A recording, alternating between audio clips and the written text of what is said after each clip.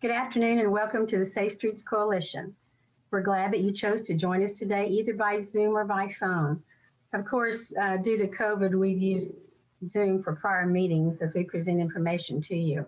And as I mentioned a while ago, a YouTube link will be sent to you, and also a survey will be attached, so if you could complete the survey and return it to me, it would be greatly appreciated.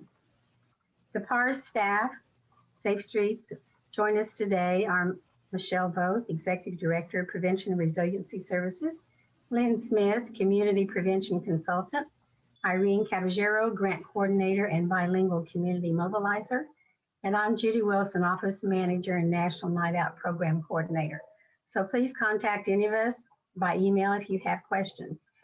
We always publish the agenda for the day, so you'll have it for your records. We normally have a champion of character, but today we chose to thank the various law enforcement agencies that planned and launched the Operation Frontier Justice between March 5th and March 14th. This operation, led by the U.S. Marshal's Office, included the Topeka Police Department, Shawnee County Sheriff's Office, Kansas Highway Patrol, Shawnee County District Attorney's Office, FBI, and drug enforcement agencies, among others.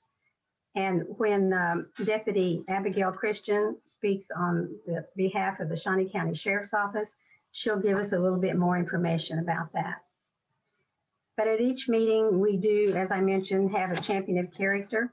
So if you know of someone that you would like to nominate for exhibiting good character that has significantly improved the health, safety, or quality of life of the community, please fill in a form. The form can be found on the new parstopeka.org website, or you can email me at jwilson@safestreets.org. There are 49 different qualities that you could choose from to nominate someone for the champion of character. We always show the March minutes just for your records. These have been emailed to everyone, so you have them. But this is just a matter of record so that it is on the YouTube and you'll have it for further reference.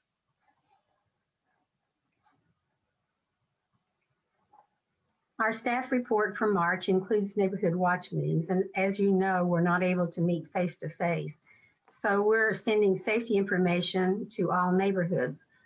At the present time, we have 142 neighborhood watches, and we do have 2 new ones just in the last 4 days, so that will be updated for next month.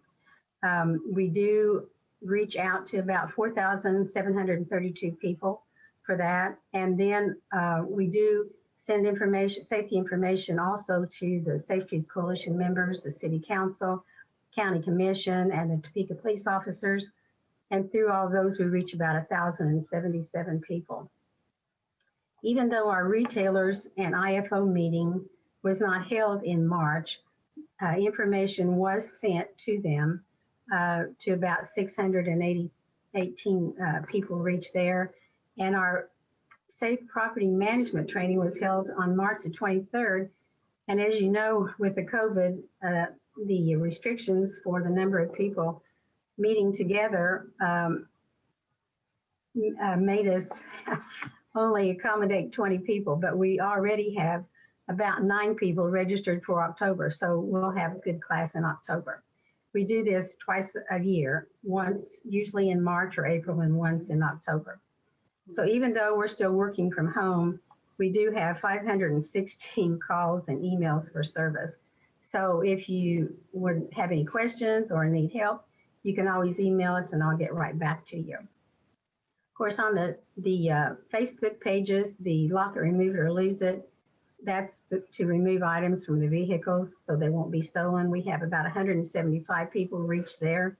And the National Night Out Facebook, we had 96 people, and we will put information out very shortly regarding the National Night Out for this year, which will be August the 7th, we hope. And on the Safe Streets Coalition Facebook, we did reach 118 people, and we do put a lot of information out on the Safe Streets Coalition Facebook for trainings and other information, so you might want to check that out. On the substance abuse initiatives, we did have a Safe or Substance Abuse Task Force by Zoom with 20 people attending. And you might want to check out the new website and also the Facebook page for Prevention and Resiliency Services. We had 292 people reached on the Facebook page. And on the Latino Facebook, we did have 728 people reach there. We do welcome Officer William Lister from the Topeka Police Department, who will be giving our crime stats for today. Officer Lister. Okay, I'll start off with, I can't stay the whole meeting, so if you got any questions, you're gonna have to ask me before I leave. Crime stats are good. Actually, violent crime is down by 55 compared to last year. Our property thefts are actually down by 683. So I don't know if it's us, it's doing something good. Criminals are being less criminal, or the courts and the jails are doing good stuff, but I think it's everything combined to make those numbers drop. So maybe winter was just so cold this year that, kept people inside. I don't know. Do you guys have any questions about those stats or anything?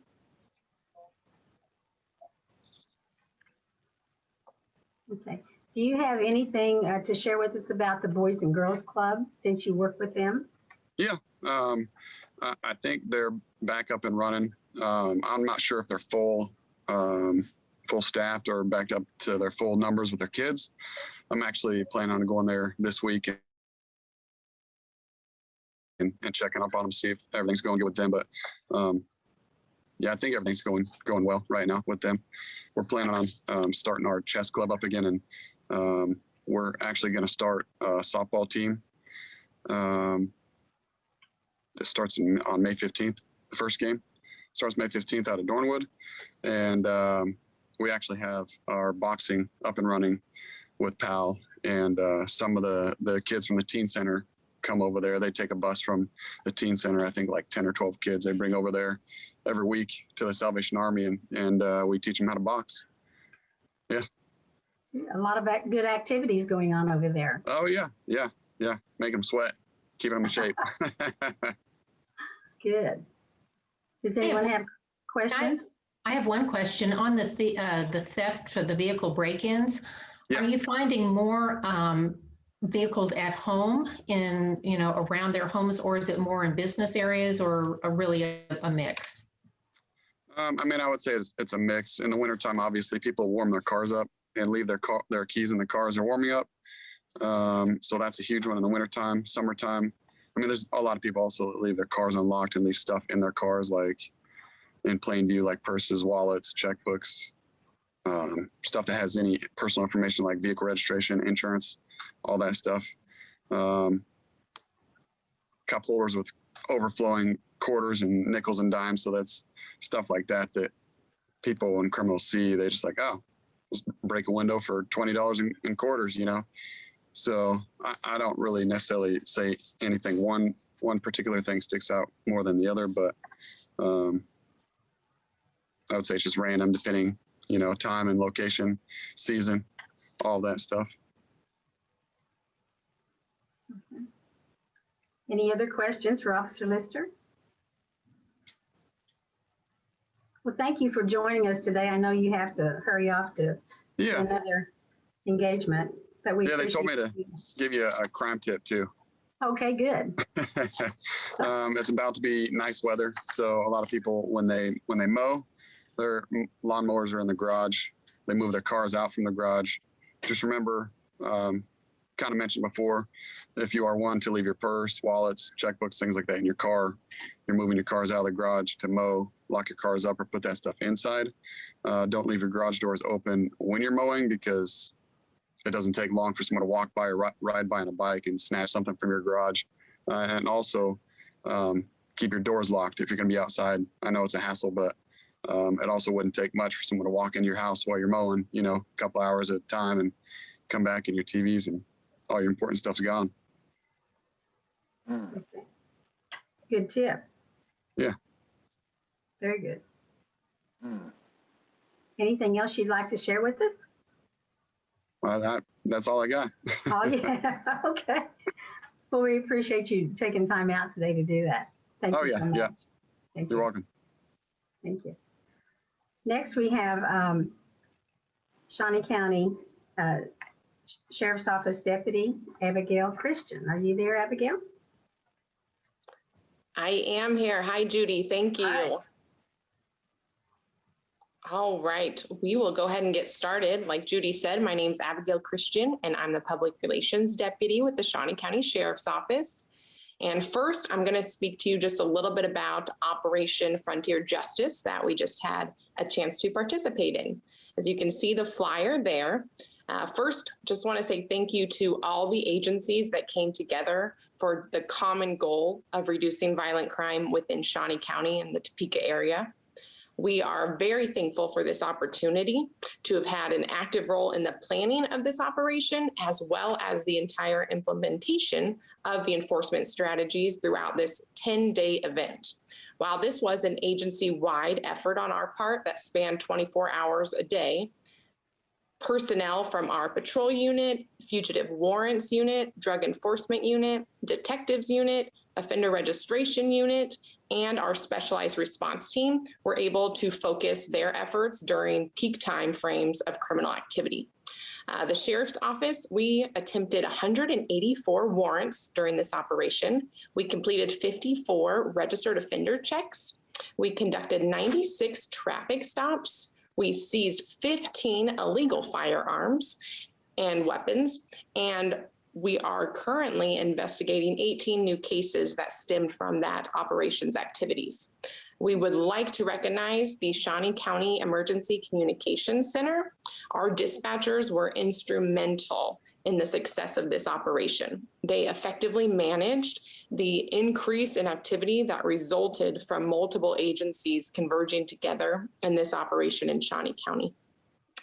Operation Frontier Justice was extremely successful. However, the impact of this operation within our community did not stop when that operation ended on March 15th. Several of the initiated activities during this operation have led to new investigations that are currently ongoing. And the benefits of this operation will continue to affect our community well into the future. So thank you to all that participated in that operation.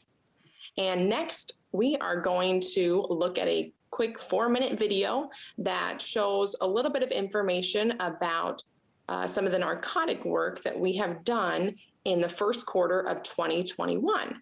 So if you would go ahead and play that video, please.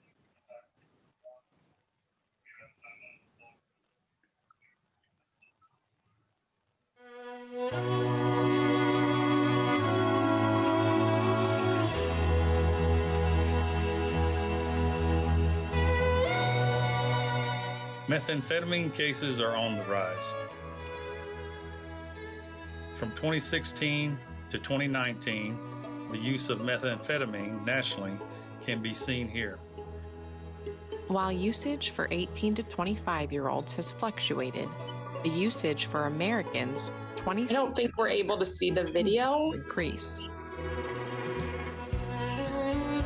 Overdose deaths from methamphetamine use are rising.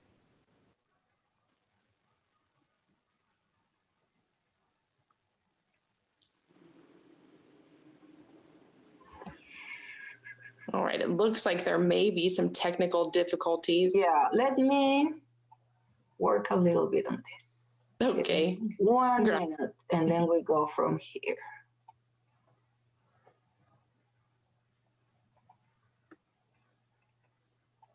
Can you see it now? Yeah.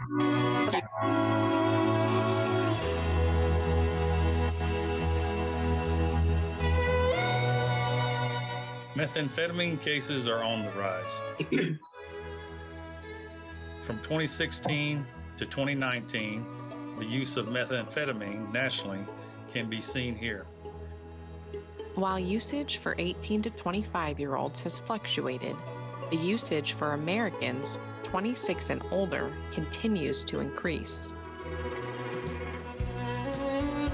Overdose deaths from methamphetamine use are rising, with more than 16,500 people dying in 2019.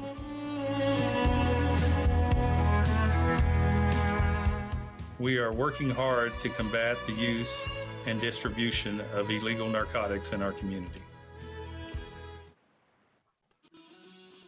During the first quarter of 2021, our Drug Enforcement Unit and Interdiction Team seized almost 92 pounds of meth, 30 grams of marijuana, and 2 grams of cocaine.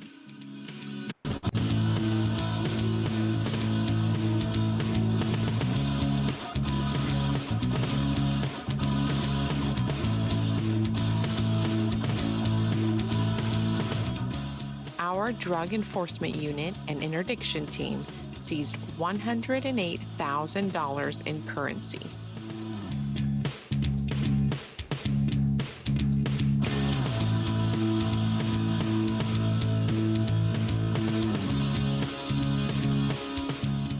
Our Drug Enforcement Unit and Interdiction Team seized a total of 9 firearms.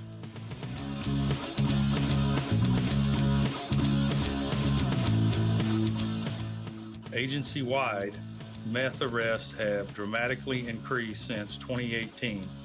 So far in 2021, we are on track to surpass last year's number of meth arrests.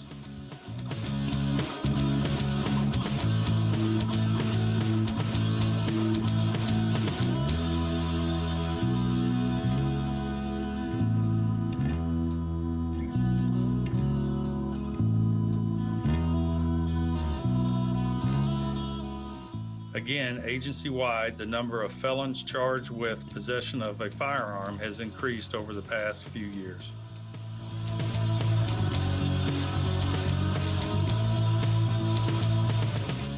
Last year, we doubled the number of firearms seized, and we are on track to surpass that number this year.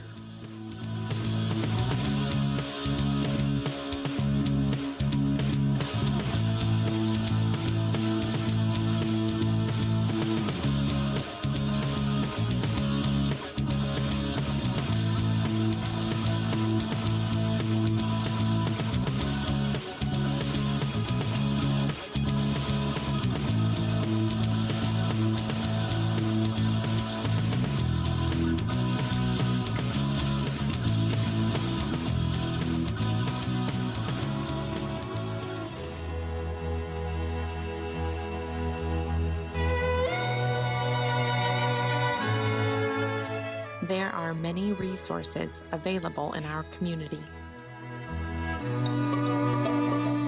If you have a drug problem, please seek help.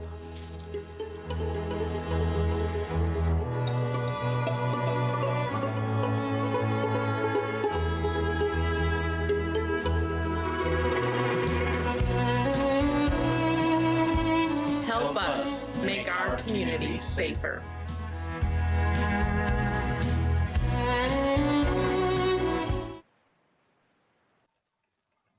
All right, thank you for letting us watch that video. We are extremely proud of the hard work that our deputies and other personnel have been putting in to combat methamphetamine in particular, but illegal drugs all in Shawnee County. So we will continue to work hard to keep getting those off the streets. The Shawnee County Drug Enforcement Task Force has been a huge benefit, with multiple agencies working together for the common goal of making Shawnee County safer. So thank you guys. I will add that after that video was made on one of the last days, March 30th of the month, our interdiction team had an amazing stop that was able to get 21 pounds of marijuana off the street that was traveling cross country. So thank those guys as well. And that's all I have for you guys. If you need anything, please reach out and contact us. Otherwise, just tune into our social media and we'll keep you up to date. So thank you. Thanks, Abigail, for the information. That was really great. Next, we have Michelle Voth, Executive Director of Prevention Resiliency Services, who will introduce our speaker, Shawnee County Commissioner Kevin Cook. Well, good afternoon, everyone, and thanks for joining us today. And I'd like to also compliment the Shawnee County Sheriff's Department on the video. That was really, really, really well done.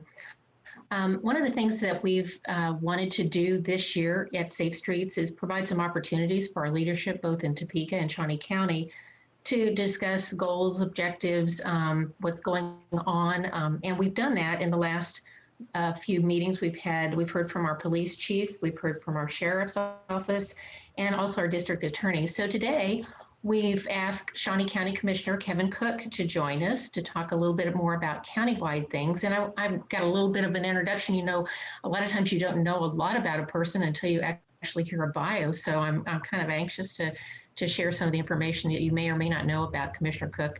He was actually raised in Paola in Miami County and got his bachelor's from Washburn University and his law degree from Washburn as well, the School of Law. He's been county commissioner for District 2 in Shawnee County and is also owner of Cook Law Office, which is located in Topeka. He currently serves as the chair of First Baptist Daycare Center and recently has been involved as vice chair of Kansas Gaming and Racing Facility Review Board, chair of Child Safety and Permanency Review Panel, lieutenant governor of Kansas Optimist Clubs, and past president of White Lakes Optimist Club. And additionally, president of Kansas Baptist Convention Foundation Incorporated and president of the 3rd Judicial District Criminal Defense Bar. So he's been a very busy man and involved in a lot of different activities in our county. He and his wife have 3 children, Sydney, Anastasia, and Anthony. So Commissioner Cook, we're pleased to have you here today and like everybody to welcome you to our Safe Streets Coalition. Thanks for joining us. Thank you, Michelle. Thank you, Judy, for inviting me to come to speak to you. Hopefully you can all hear me well. I'm going to just give a little bit of insight as to what has happened recently, things that are currently undergoing with Shawnee County and where we are headed with 2022 and beyond. To begin with, they say that hindsight is 20/20, and for myself, I'm glad that 2020 is in our hindsight and far behind us in our rearview mirror. It was a year unlike anything that we've seen before, and I hope that it's a long time before we see another year like 2020. And having said that, I really hope I've not unleashed the next cataclysmic event for our community. Now, some of the things that we've learned from 2020 is that there really was a purpose behind the emergency management continuity of operations plans, otherwise as known as COOP plans. When emergency management first came to Shawnee County to talk about COOP plans, I know that myself included, and as well as others, probably rolled our eyes and muttered something like, "Okay, Chicken Little, the sky's really going to fall." And we really didn't take them probably as seriously as we should have in the beginning. The reality is, though, those COVID COOP plans, or those COOP plans, form the backbone for our COVID response plan. And so by having planned out those ahead of time, we already had in place a plan for what do you do when you are not able to be physically able to be present in your office. And there really is no time like the present to think about unanticipated emergencies. And so what we really looked at was, how do you develop a plan to live a normal life when everything around you is everything but normal? And some of those things that we've experienced over the last year was just because there was a pandemic, life did not stop. It only changed. And some of the changes were easier to adapt to than others. Now, in another part of my life, I serve as an attorney in Topeka. And at the beginning of the pandemic, the state of Kansas Office of Judicial Administration was just working on the final steps of electronically filing court documents. Now, this may seem like a relatively old practice, as medical records have been electronicized for over 20 years, but the court system was just finalizing getting to electronic filing of court documents. And the reality was the practice of law in 2020 more closely resembled the 19th century than the 21st century.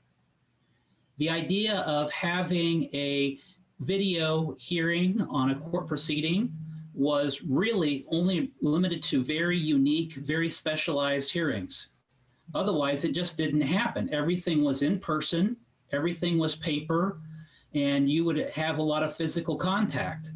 Now, it is not uncommon to have remote hearings or Zoom hearings. We just have to make sure that the cat filter's turned off first. And so that is one of the things that we've had to look for is how do you change your business? How do you change your practice? And when developing a COOP plan, the thing to start with is, what are those things I'm required to do by law first? Making the coffee may be the first thing that you do when you come into the office, but that may not be the first thing that you're required to do by law. So in developing a COOP plan, you itemize what are those things that are most important to the continuity of my business. What do I need to do to make sure that life still functions and carries on smoothly? Now, in May of 2020, I was a part of a meeting with business leaders in Topeka, and they asked us to give input as to what plan Shawnee County government had for COVID. And I really wished I had prepared more for the question and thought through it, because my answer was, we have no idea what we're doing. And at the beginning of 2020, as the pandemic was beginning, I think that we saw we really had no idea what we were doing. Every day was trying to feel through, to respond to the emergency of the pandemic and trying to find that balance. The highlight of 2020 was you don't know what you don't know. 2020 was a constant friction of trying to keep business and life normal and trying to set forth public health policies basing on changing information as we learn more about the pandemic.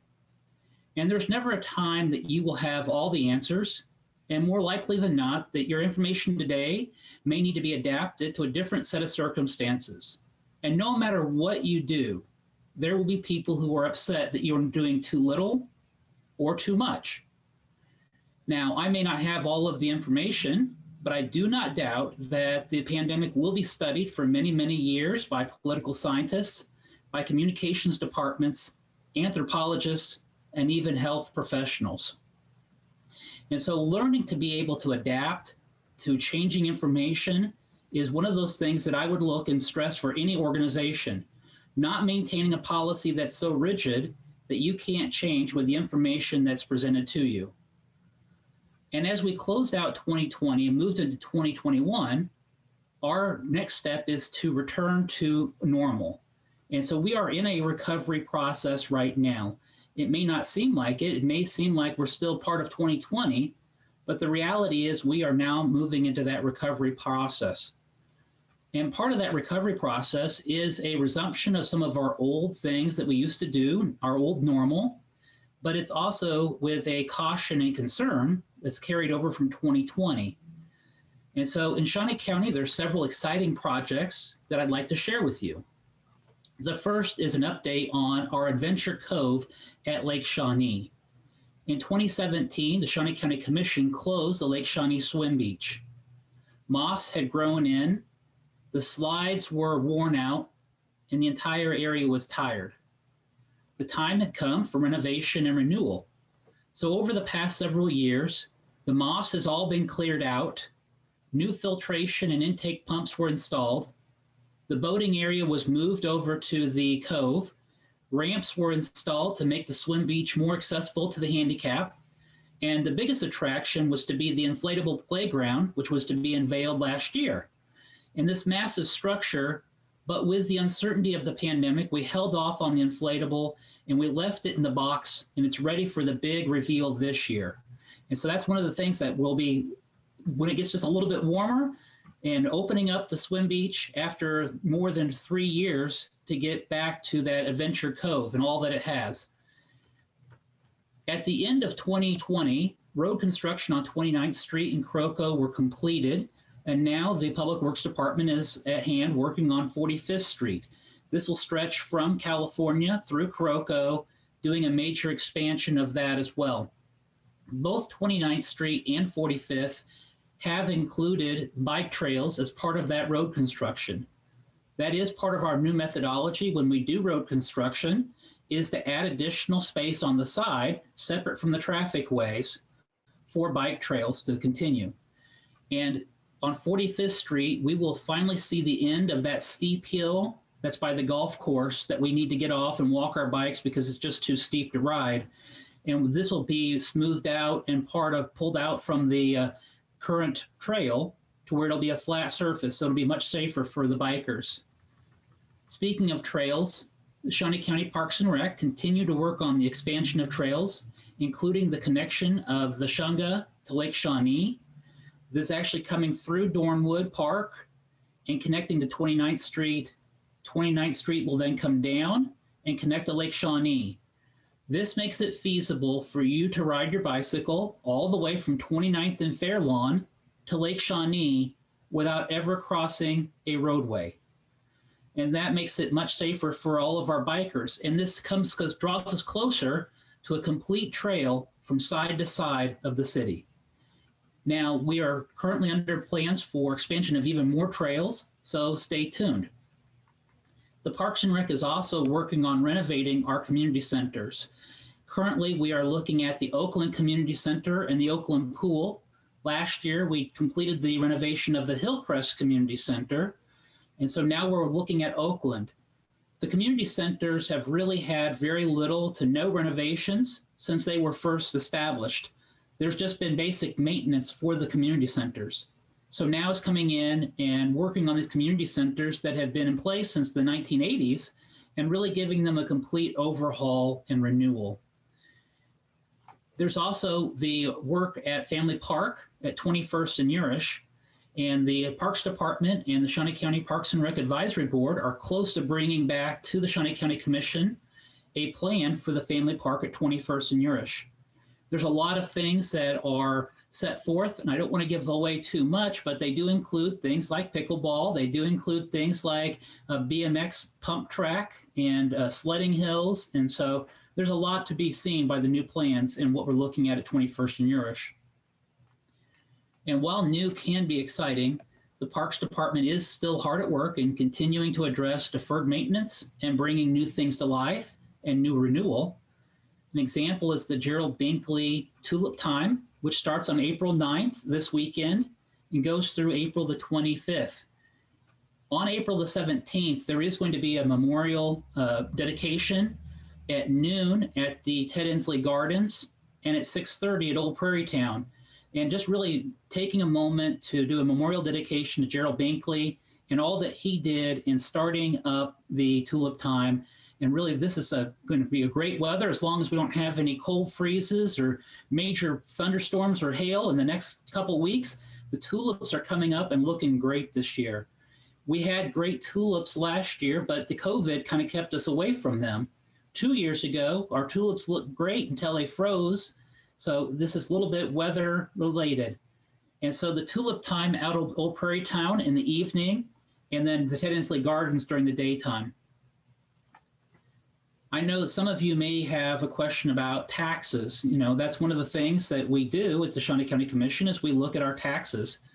And it's not as exciting as a tulip, but it is important to acknowledge that none of the things that I described are possible without the support of the taxpayers.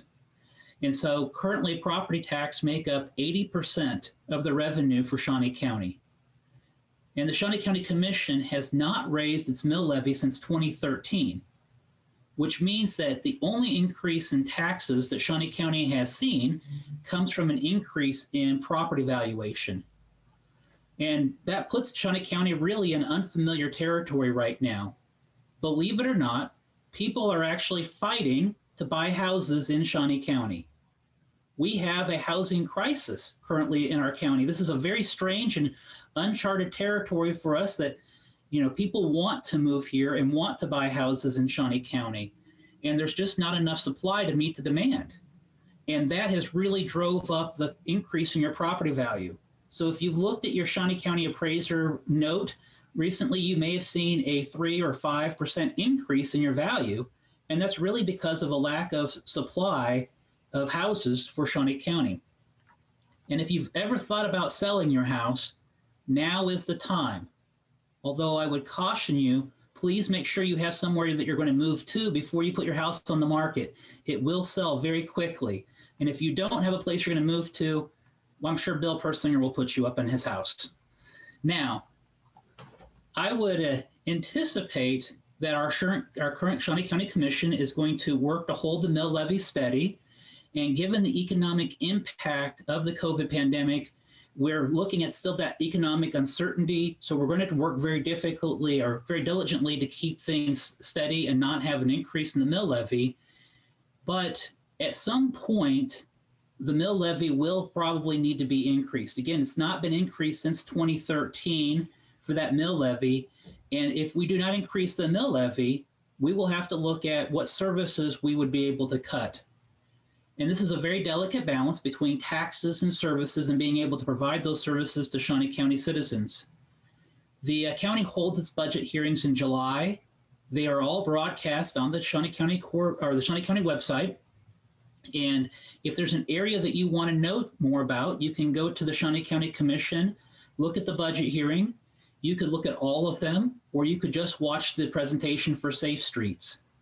And you also have the ability to come in person during a budget hearing to add input. There's also a public hearing where anyone can address any issue that they want to before the Shawnee County Commission as it relates to those taxes. And finally, talking about 2022 and beyond, the first thing that I would look at is the riverfront. We were looking at the riverfront as a 2020 project, but again, COVID kind of delayed us a little bit. Recently, we were able to acquire the Great Overland Station, and that will factor into our development of the riverfront as a complete and whole package. And so this is part of our master plan as making a usable riverfront attraction, having the possibility of drawing tourists and visitors to Topeka, and having the river be accessible. And this is an untapped resource, which I hope that we're finally able to embark upon. The next is our courthouse. Currently, our current Shawnee County Courthouse was completed in 1965. This is the fourth Shawnee County Courthouse in our history of Shawnee County. Originally, the third and fourth floors of the courthouse were designed as the Shawnee County Jail. The basement of the Shawnee County Courthouse housed the sheriff's office. And in 1987, the jail moved over to its current location, freeing up the top two floors for the courts. The Shawnee County Sheriff moved when we renovated the Law Enforcement Center, formerly Montgomery Ward's, and formerly the Treasurer of the Czar's location. But the reality is, when the Shawnee County Courthouse opened, there were 2 judicial judges. Now there are 15 judges. We have needs for more space, and the district attorney is out of space, and everybody is really just kind of elbow to elbow packed in the courthouse. When the Shawnee County Courthouse was originally constructed in 1965, the idea of having Wi-Fi and internet was not something that we would have ever thought about. So when we built the Shawnee County Courthouse with concrete walls that are 3 feet thick, those really are not conducive for internet and Wi-Fi. And so we have to look at technology has changed, the manner in which we hold court hearings has changed, and either we will continue to put money into the courthouse for renovations, or we will need to look at building a new court facility and using that space for administrative functions. Something will have to give sooner or later. Either the administrative functions will need to move to a new place, and that would include your treasurer, register of deeds, the clerk, and the commission, or we would need to have the courts move. One of those 2 things will have to happen. And if we move, how do we pay for it?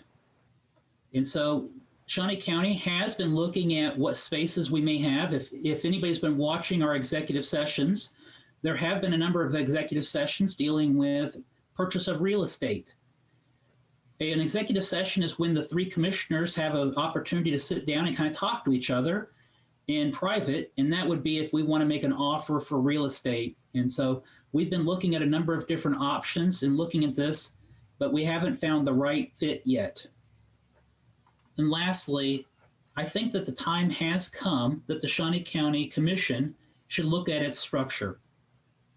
Currently, there are 3 Shawnee County commissioners. We are one of the few counties that has 3 Shawnee County commissioners and no city or no county manager.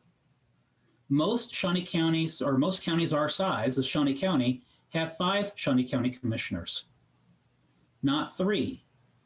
The difficulty with having 3 commissioners is we can never talk to each other. You can never meet. You can never brainstorm, because if two are talking, that represents a majority of the Shawnee County Commission.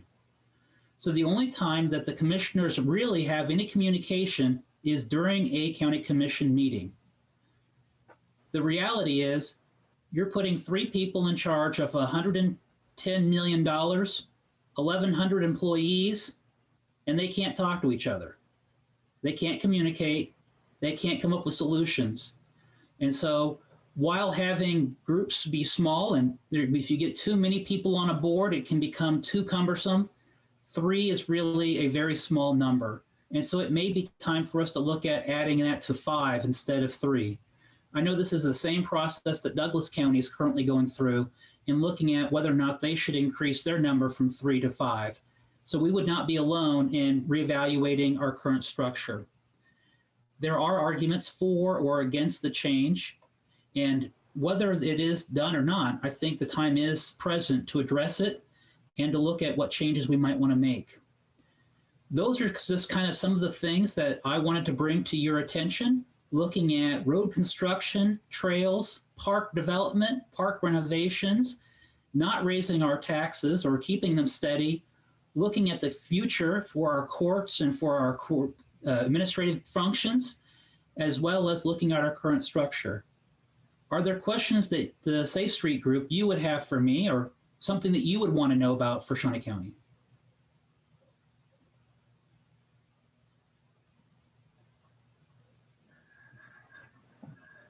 Commissioner Cook, we really do appreciate your commitment to Safe Streets to provide funds to help us with the safety information to the neighborhoods, and also try to reduce the drug and crime in the neighborhoods. You know, when the city of Topeka had to cut some of their funding to different social services, we wanted to make sure that we did not, and we maintained that funding to groups such as the Keep America Beautiful, the Safe Streets, because they really are an important function and have been an important function of our local community. And we appreciate everything that you do. The National Night Out is just but a small snippet of overall function of Safe Streets, and we appreciate everything that you do. Thank you very much. Well, this isn't a question, but I really appreciate how much you outlined what has been going on during COVID and moving forward, some of the new resources and activities and renovations that are going on or have gone on since 2020, and also outlining some of the challenges, because I think those are certainly things that are going to be impacting all of us, and I appreciate your honesty and transparency with the challenges that you indicated that we will face going forward. So thank you. Thank you, Michelle. One of the things that I did not touch on was the Stormont Vale Event Center. This was a $48 million complete renovation of the facility.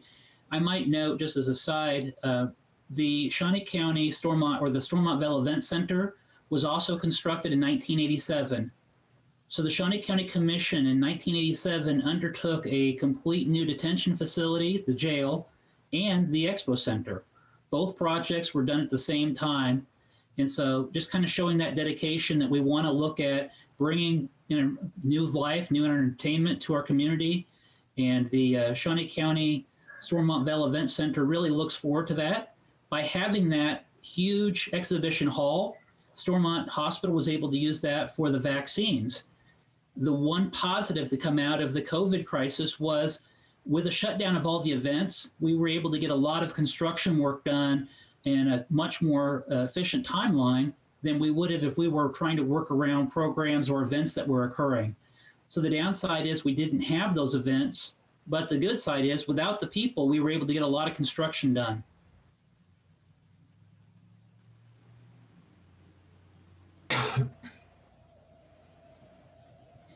Any other questions? Anything that I can answer? Michelle, if I might. Sure. Commissioner Cook, I want to thank you and the other 2 commissioners for adopting the Stepping Up resolution a couple of weeks ago, joining a state and national effort to try and keep individuals with mental illness out of local jails, and a whole lot more. You put us on the map with your your foresight and your wisdom. Thank you. Thank you, Bill. You know, several years ago, we started really taking a hard look at mental health and the cost of mental health. Some of you may recognize or realize that it costs Shawnee County 3 times as much to house a person with mental illness at the jail than we would an otherwise inmate. And the downside to having a mentally ill person at the jail is a crime may have occurred or somebody may have been injured. And if we can invest that money in the forefront in trying to get more mental health issues addressed before there's a crime or before there's a crisis. So that's where Shawnee County has worked with Vallejo, the Shawnee County Sheriff, the Topeka Police Department, in having those mental health services, those crisis responders out into the community to maybe try to avoid that incarceration. Incarceration may be necessary for mentally ill people, but at the same time, having that bridge the gap so that if a person's released from the jail, they're not let back out on the streets to wander around. They have that connection, so there's no gap in service.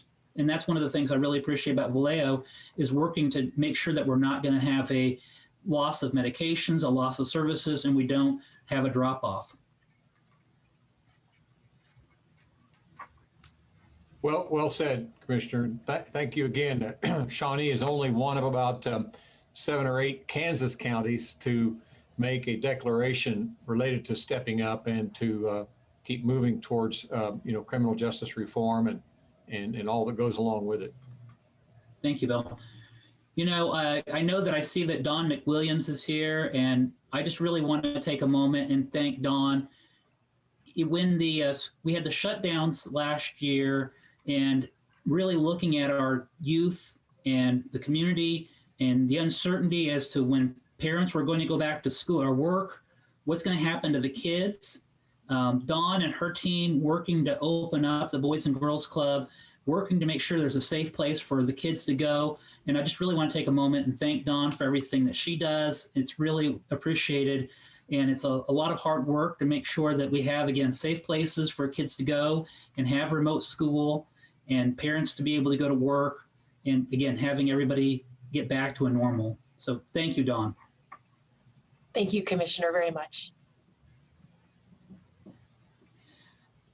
Any other questions? Anything else I could answer? Judy, again, thank you very much for having me come talk to Safe Streets, and thank you for what you guys do. Thank you very much for taking time out.